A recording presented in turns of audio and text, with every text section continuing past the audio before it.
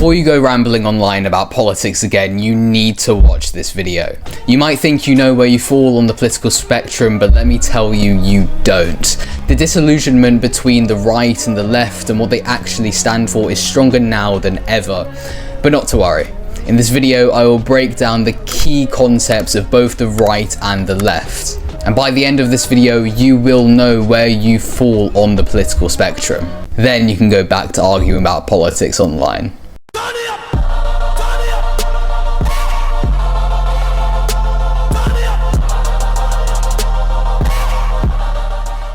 To understand what left and right really mean, we have to go way back to the French Revolution in the late 1700s. In the French National Assembly, members were split physically. Those who supported the king, the church, and the old social order sat on the right. Those who wanted radical change, equality, democracy, and an end to the monarchy sat on the left. So, from the very beginning, the left symbolized progress, reform, equality, while the right stood for tradition, hierarchy, and stability. Obviously, politics have evolved a lot since then, especially in modern democracies like the UK. But that basic divide still shapes almost everything: how we view the economy, culture, identity, and even freedom itself. So when people say they're left-wing or right-wing, they're usually talking about where they stand on a spectrum of change versus tradition, even if they don't realize it. Now that we understand where left and right come from, let's break down what they actually believe. Starting with the economics. Left-wing economics is all about equality and fairness, the idea that the government should step in to reduce inequality through taxes, public services, and welfare. That means things like a higher minimum wage, taxing the rich more, stronger workers' rights, and keeping services like healthcare, education free at the point of use. It's based on the belief that without regulation, capitalism creates too much inequality and that society should take care of its most vulnerable.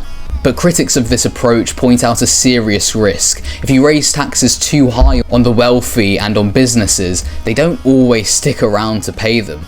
The rich have the means to move their money or themselves to countries with lower taxes.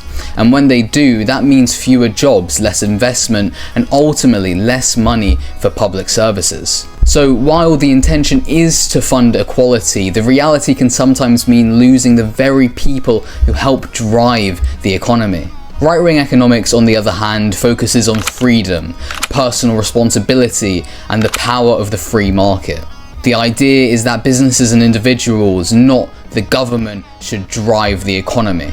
Lower taxes, fewer regulations, and less government spending are seen as the best way to grow wealth. It's not about being against poor people. It's about believing that government interference often does more harm than good. So the left says, let's redistribute wealth to level the playing field. The right says, let's grow the economy and let the people succeed on their own. Neither side wants failure, they just disagree on how to create success. Let's move on to culture, one of the most diverse areas in modern politics. Culturally, the left is usually seen as progressive, pushing for change around identity, inclusion, and equality. That includes support for LGBTQIAP2S+ rights, racial justice movements, gender equality, and open immigration. The goal is to create a more equal and compassionate society, especially for historically marginalized groups. But critics argue that this has gone too far in some areas, like children being exposed to complex gender topics at very young ages, or people being cancelled for holding traditional views. They warn that cultural progressivism can sometimes silence debate, pressure conformity, and blur lines around things like biology, parenting, and national identity. Culturally, the right leans towards conservatism, valuing tradition, national pride, and social order.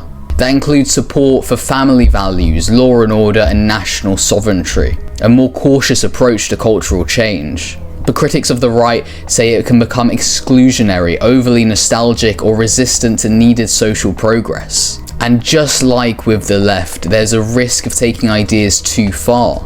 whether that's shutting out change or clinging to outdated power structures, where one side sees progress, one side sees moral decay, where one side sees tradition, the other side sees oppression. The truth, they are valid concerns and real extremes on both ends, and it's up to us to think critically, not just emotionally.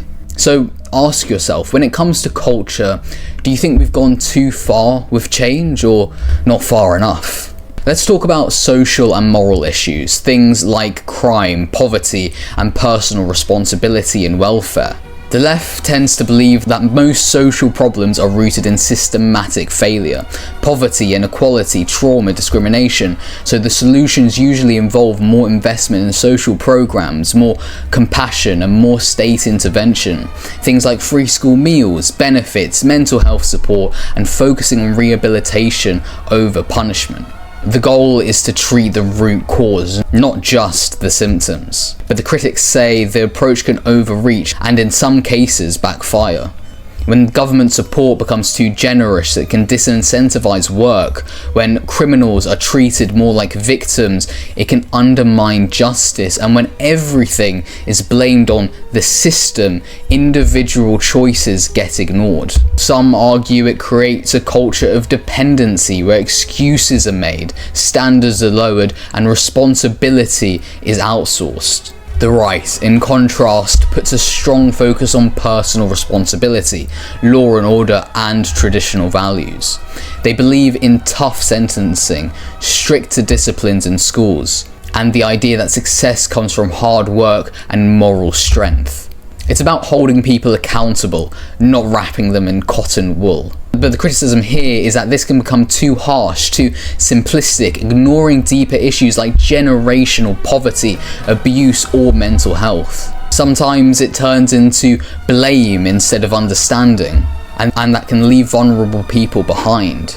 So the left says help people first and the society will get better. The right says your success or failure is your responsibility. Work hard and you will reap the rewards. Fall behind, well, that's on you. The danger on the left is overprotecting people.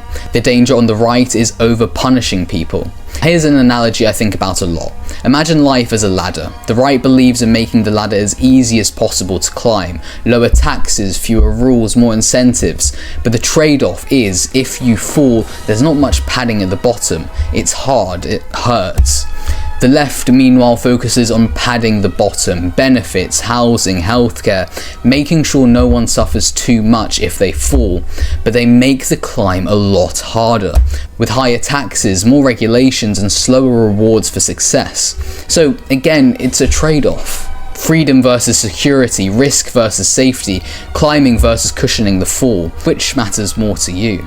So now that we've broken down economics, culture, and social issues, how does this actually apply to the real world? Let's take a quick look at how UK political parties broadly line up. Before we dive into the parties themselves, it's important to say this.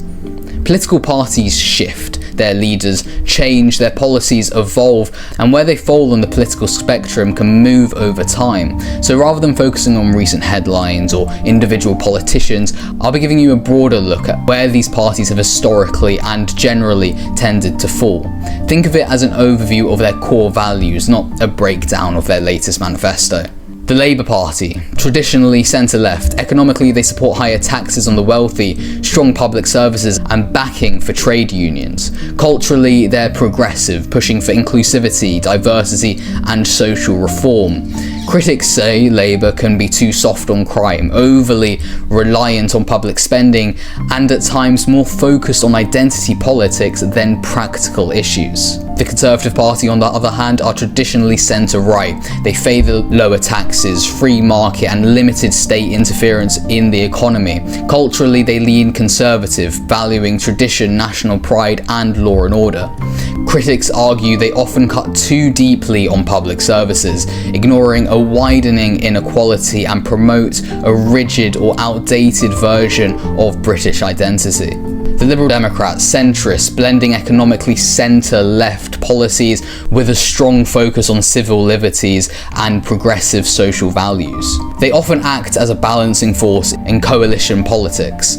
Critics say they can lack a clear identity, shift positions too often, and struggle to distinguish themselves from larger parties. The Green Party, far left on both economics and culture, they support wealth redistribution, bold climate policy, radical inclusivity, especially around gender, race, and social justice. Critics argue their policies can be economically unrealistic, over-idealistic, and disconnected from everyday concerns. And Reform UK, firmly right-wing, economically and culturally. They support low taxes, minimal government intervention, strict border control, and national sovereignty.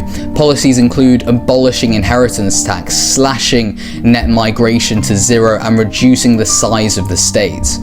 Critics say Reform UK is too extreme, simplistic in its messaging, and sometimes veers into populist or divisive rhetoric. Of course, not everyone fits neatly into a box. You might agree with left-wing economics but lean right on culture, or vice versa.